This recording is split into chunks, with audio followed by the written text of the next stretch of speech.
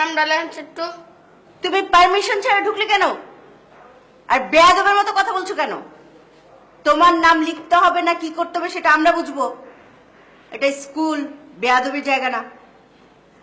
একদম আলিফের মতো সোজা হয়ে থাকবে। আচ্ছা থাকুন নি। বাবু, কি নাম যেন বলেছিলে তোমার? আমার বাবু করলেন কে? নাম কি বাবু? মনা। ও, মনা, খুব সুন্দর নাম। মানে তোমার ভালো নাম কি? এই, মনা কি খারাপ নাম নাকি?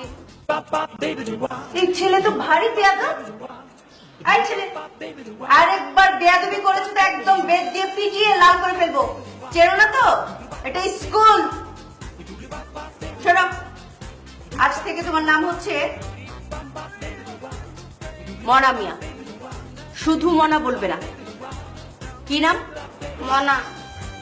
থাক না ম্যাডাম, ও যেটাতে কমফোর্টেবল ফিল করে সেটাতেই থাকতে দিন।